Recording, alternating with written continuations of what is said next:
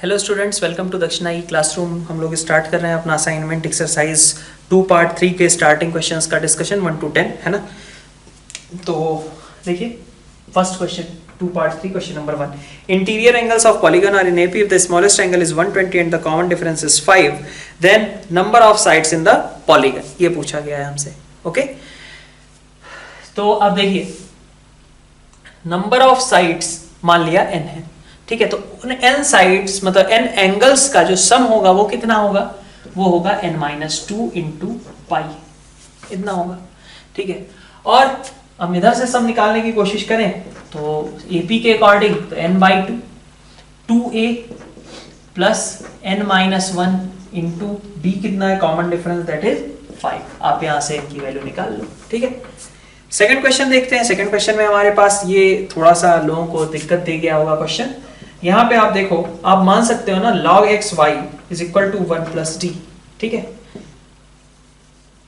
Similarly log y to the base z is equal to 1 plus 2d, -15 log z base x is equal to 1 plus 3d, ठीक है। ऐसा मान सकते हो। अगर d आपका कॉमन डिफरेंस है तो ये 1 प्लस डी 2d और 1 प्लस 3d लिखे हुए हैं। तो यहां से आपके पास आ गया x is equal to y raise to power 1 plus d, ठीक है। यहां से आ गया z is equal y is equal to z raise to power 1 plus 2d, और यहां से आपके पास फिर से z और x के बीच एस्टेब्लिश हुआ z इज इक्वल टू -1/15 को मैं इधर भेज देता हूं तो x raise to power -1/15 1 plus 3d, ठीक है। अब क्या दे रखा है उसने कह रखा है कि इस तरीके का रिलेशन है, आपको कुछ d निकल जाए तो सब कुछ आ जाएगा, है ना, सारे रिलेशंस आ जाएंगे। तो आप देखो x y और z इन तीनों को कोरिलेट कर लें। अगर मान लो x आपका y की पावर 1 प्लस डी था और y क्या था, z की पावर 1 प्लस डी 2d था। तो अगर इसको उठा करके यहां पे रख दो, मतलब y की जगह रख दो z की पावर 1 प्लस 2d और उसकी पावर में क्या है 1 प्लस डी, तो ये 1 प्लस 2d और 1 प्लस डी मल्टीप्लाई हो जाएंगे। तो z की पावर में आपके पास क्या आ जाएगा 2d square plus 3d plus 1, ये आपका x हो गया। ओके, तो यहां से देखें, यहां से आपके पास क्या है, x को आप कैसे लिख सकते हो, x को आप लिख सकते हो, बल्कि z ही को लिख लेते हैं ना, z को लिख लेते हैं x के टर्म्स में। z हो गया आपका x raise to power -1/15 1 plus 3d, है ना। और उसकी पावर में क्या है, उसकी पावर में है आपके पास 2d square plus 3d plus 1। तो ये आपके पास आ गया x raise to power -1 plus 3d upon 15 into 2d square plus 3d plus 1, ठीक है, ये आ गया इज इक्वल टू x, ठीक है। मतलब क्या हुआ, ये जो 1 है x की पावर 1, वो यही पावर ये इधर लिखी होगी, तो आपके पास क्या बन गया -1 plus 3d into 2d square plus 3d plus 1 upon 15 is equal to 1, ठीक है। यहां से d में क्यूबिक आ गई, आप d में क्यूबिक सॉल्व कर लो, d मिल जाएगा तो आपके पास सारे x y और z के बीच के रिलेशंस मिल जाएंगे, ठीक है। थर्ड क्वेश्चन देखिए, आपके पास बहुत आसान सा क्वेश्चन है। जो भी कहा गया है आप उसको a और d में कन्वर्ट कर दो। जैसे a1 है उसको तो a ही रहने दिया, a2 को लिख दिया हमने a प्लस d, है ना, a3 को लिख दिया a प्लस 2d, a4 को लिख दिया a प्लस 3d, ऐसे करके आप कन्वर्ट कर लो, देख लो जो कैंसिल होना होगा कैंसिल हो जाएगा, ठीक है। क्वेश्चन नंबर 4 देखें। क्वेश्चन नंबर 4 आपके पास कहा जा रहा है कि distinct terms of an AP, और हमें for 3 terms of sequence are in GP and last 3 terms are in HP, ठीक है। तो 1/16 AB और 6 पहले 3 टर्म्स आपके जीपी में है, दैट मीन्स आप कह सकते हो कि a square is equal to 1/16 into b, ठीक है। और लास्ट के 3 टर्म्स आपके एचपी में है, तो b इज इक्वल टू कितना होगा 2a 1/6 upon a plus 1/6, a 1/6 का HM ऐसे में b होगा। तो आपके पास b को लिख लो, आप यहां b को लिख सकते हो ना 16a स्क्वायर, तो b की जगह 16a square is equal to a/3 upon a plus 1/6। इसको सिंप्लीफाई कर लो, a की वैल्यू निकल गई, a निकल गया तो b भी निकल गया, है ना। यही पूछा गया था। क्वेश्चन नंबर 5, ये वाला क्वेश्चन आप ऑलरेडी कर चुके हो, ठीक है। 91 डिजिट्स के लिए, चूंकि 91 खुद कंपोजिट नंबर था मैंने बोला था, इसलिए वो टर्म भी जो आएगी वो कंपोजिट होगी। इसी तरीके से देखो 81, 105 ये भी कंपोजिट नंबर्स हैं, तो उनके करस्पॉन्डिंग बी और डी ऑप्शंस भी करेक्ट हो गए कि वो कंपोजिट होगा। ठीक है, 75 भी कंपोजिट नंबर है, तो इसलिए वो भी कंपोजिट होगा। ठीक है, आगे देखिए आप क्वेश्चन नंबर 6 में। क्वेश्चन नंबर 6 में आपके पास क्या है, 3 numbers ABC between 2 and 18 are such that their sum is 25। ठीक है, 3 numbers ABC between 2 and 18 their sum is 25। the numbers 2AB are in AP। तो देखते हैं क्या बन रहा है, A, B और 2 AP में है, तो इसका मतलब 2A is equal to 4, 2A is equal to 2 plus B। ठीक है, 2 और B का AM जो है A है, और BC 18 are in GP, तो C square is equal to 18B। ठीक है, और एक और चीज दे दी गई कि A plus B plus C is equal to कितना है, 25 है। ये बात ठीक थी। ठीक है, 2AB are in AP and BC 18 are in GP। तो यहां से हमारे पास रिलेशंस क्या क्या निकल करके आ रहे हैं। A को भी आप रख दो, A को रख दो आप 2 प्लस B बाई 2, B को एज इट इज रहने दो, और C को रख दिया हमने मान लो, या फिर अपन C को एज इट इज रहने देते हैं और B को रख देते हैं C स्क्वायर बाई 18, है ना। और यहां पे भी B को रख देते हैं, B अभी 2 प्लस B बाई 2 लिख रहे थे, B की जगह रख दो C स्क्वायर बाई 18 और डिवाइडेड बाई 2, और इज इक्वल टू कितना, 25। आपके पास C में क्वाड्रेटिक बन गई, ABC निकल गया, है ना। क्वेश्चन नंबर 7 देखिए। Question number 7, infinite GP first term A और कॉमन रेशियो R, सम इसका कितना है, 4 है।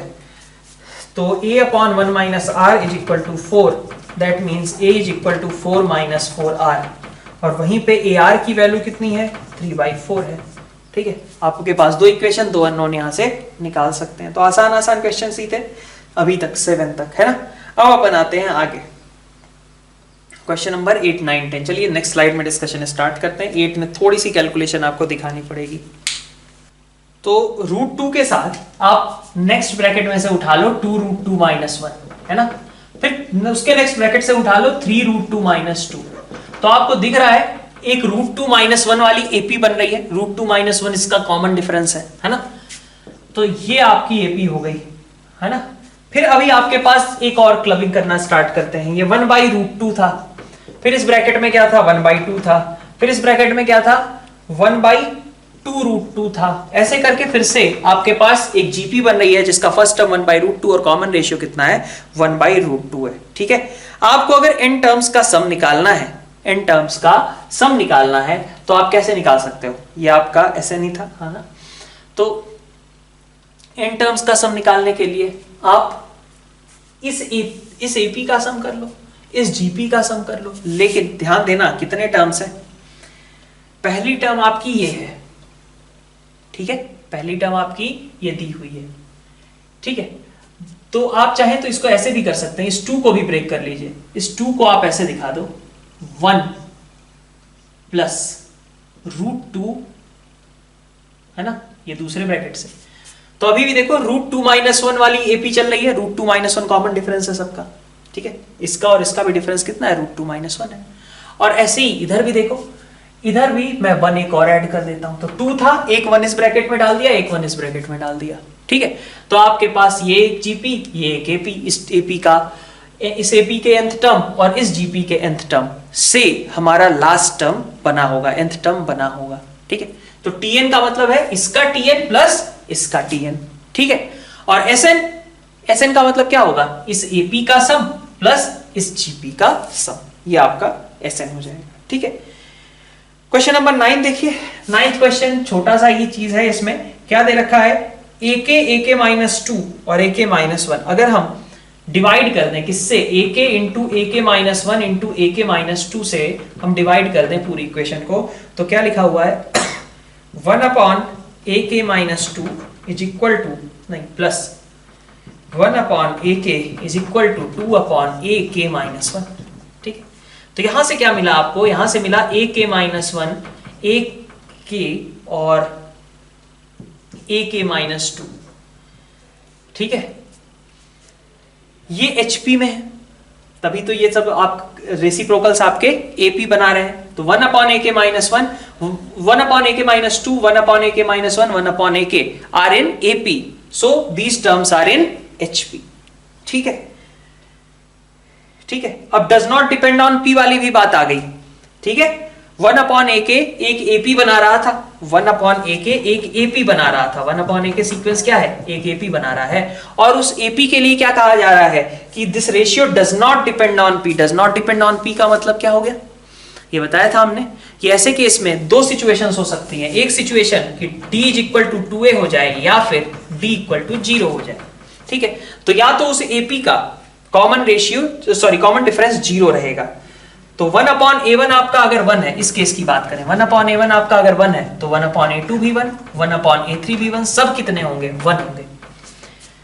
और इधर आते हैं, इस केस में क्या होगा, d is equal to 2a, तो आपका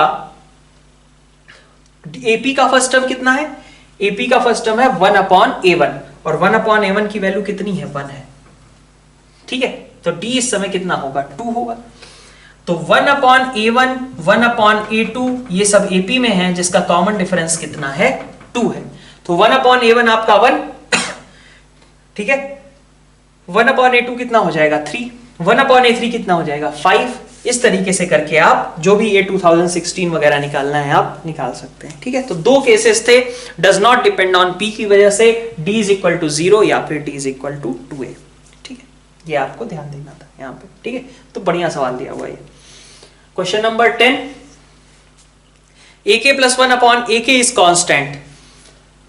इसका मतलब क्या हुआ, a2 upon a1, a3 upon a2 ये सब बराबर है, तो इसका मतलब एक जीपी चल रही है, और उस जीपी के लिए कहा जा रहा है कि a प्लस an मतलब ar n माइनस 1, ये कितना है 66, a2 इंटू an माइनस 1 मतलब a2 और an माइनस 1 है ना, इज इक्वल टू 128। तो यहां से भी आ गया आपका, आप पैसे लिख सकते हो a into ar n minus 1 is equal to 128। तो ये देखिए फर्स्ट, ये आपका सेकेंड, तो ये आपका p प्लस क्यू 66 है, p इंटू क्यू आपका 128 है। यहां से आप निकाल सकते हो कि इनमें से मतलब a को अगर मैं p बोलता हूं तो that is 64 and ar n minus 1 is 2 बोल सकते हैं। ठीक है, यहां या फिर उल्टा भी हो सकता है, a इज इक्वल टू 2 हो जाए और ar n माइनस 1 आपका 64 हो जाए। ठीक है, तो यहां से आप कमेंट कर सकते हो इस पे। अच्छा, समेशन भी दे रखा है इसने, समेशन दे रखा है कि ओवरऑल सम कितना आता है 126, तो 126 सम आता है, मतलब r raise to power n minus 1 upon r minus 1 is 126। ठीक है, ओके, तो a की जगह 2 रख दिया, r n माइनस 1, यहां से हम चाहें तो r raise to power n minus 1 को लिख सकते हैं 64 बाई a, है ना। तो ये 64 बाई a इंटू एक r बचा हुआ है minus 1 upon r minus 1 is equal to 126, a की जगह आप 2 रख दो, r निकल जाएगा। ठीक है, तो 10th क्वेश्चन भी यहाँ पे हमारा इस तरीके से एंड हो गया, आज का असाइनमेंट का डिस्कशन भी एंड हो गया। Thank you all.